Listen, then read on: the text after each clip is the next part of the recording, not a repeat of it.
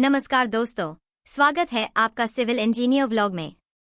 अगर आप civil engineer हैं और एस्टिमेशन, कॉस्टिंग और बिलिंग से जुड़े इंटरव्यू की तैयारी कर रहे हैं, तो यह वीडियो आपके लिए है। इसमें हम स्टेप बाय स्टेप कवर करेंगे एस्टिमेशन के बेसिक्स से लेकर डिटेल्ड एस्टिमेट तक, कॉस्टिंग और रेट एनालिसिस के इंपॉर्टेंट सवाल और बिलिंग से जुड़े प्रैक्टिकल इंटरव्यू क्वेश्चंस जैसे आरए बिल, फाइनल बिल और मेजरमेंट बुक। तो बने रहिए वीडियो के अंत तक, क्योंकि ये क्यू आपके इंटरव्यू को क्रैक करने में बहुत मदद करेंगे। चलिए शुरू करते हैं। एक एस्टिमेशन क्या होता है और इसका उद्देश्य क्या है? एस्टिमेशन एक प्रक्रिया है जिसमें किसी कंस्ट्रक्शन प्रोजेक्ट के लिए मटेरियल्स, लेबर, मशीनरी और टाइम का कैलकुलेशन किया जाता है। इसका उद्देश्य प्रोजेक्ट की अप्रॉक्सिमेट लागत और रिसोर्सेज का पता लगाना होता है, ताकि क्लाइंट को पहले से बजट और प्लानिंग मिल सके। दो, डिटेल्ड एस्टिमेट और रफ एस्टिमेट में क्या अंतर है? रफ एस्टिमेट शुरुआती स्टेज में प्रोजेक्ट की अप्रॉक्सिमेट कॉस्ट निकालने के लिए बनाया जाता है। डिटेल्ड एस्टिमेट इसमें क्वांटिटी, रेट, मटेरियल, लेबर और हर आइटम की डिटेल्ड कैलकुलेशन होती है। ये फाइनल कॉस्ट के काफी नजदीक होता है। Q3 DSR क्या है और इसे कहाँ यूज करते हैं? DSR का मतलब है दिल्ली शेड्यूल ऑफ रेट्स, जो CPWD द्वारा इशू किया जाता है। इसमें अलग अलग कंस्ट्रक्शन आइटम्स के स्टैंडर्ड रेट्स दिए होते हैं। एस्टिमेशन और टेंडर प्रिपरेशन में DSR का रेफरेंस लिया जाता है। 4, डायरेक्ट कॉस्ट और इनडायरेक्ट कॉस्ट में क्या अंतर है? डायरेक्ट कॉस्ट वो खर्चा जो सीधे कंस्ट्रक्शन वर्क से जुड़ा है, जैसे cement, steel, bricks, labour. Indirect cost वो खर्चा जो इनडायरेक्टली जुड़ा है, जैसे site office rent, supervision charges, electricity, tools maintenance. 5, rate analysis क्या होता है?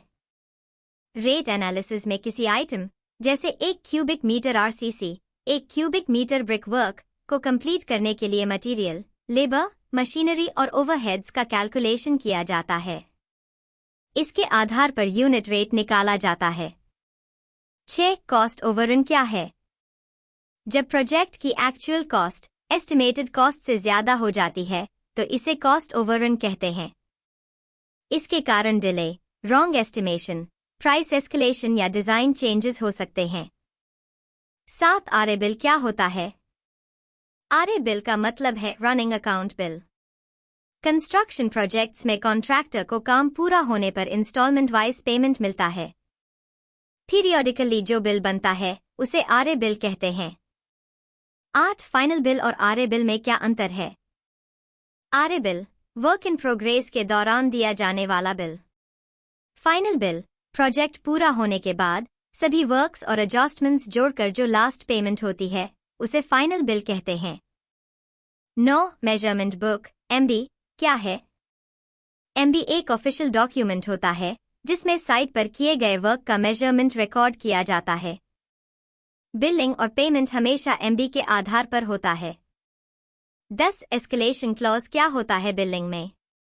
एस्केलेशन क्लॉज कॉन्ट्रैक्ट का हिस्सा होता है जिसमें सीमेंट, स्टील, फ्यूल आदि मटेरियल्स के प्राइस बढ़ने पर कॉन्ट्रैक्टर को एक्स्ट्रा पेमेंट दिया जाता है। 11, यदि क्लाइंट को स्टील कंजम्पशन चेक करना हो तो कैसे करोगे? स्टील कंजम्पशन को BOQ, बार बेंडिंग शेड्यूल, BBS और साइट पर मटेरियल इशू रजिस्टर के साथ क्रॉस चेक किया जाता है। 12, वर्क ऑर्डर और परचेज ऑर्डर में क्या अंतर है? वर्क ऑर्डर किसी कॉन्ट्रैक्टर को स्पेसिफिक काम देने का document. Purchase order PO material supply के लिए वेंडर को दिया जाने वाला ऑर्डर। 13, डिडक्शन बिलिंग में किन किन चीजों का होता है? बिलिंग में advance recovery, material issued recovery, TDS, GST, retention money और पेनल्टी, अगर डिले हुआ हो, डिडक्ट होते हैं।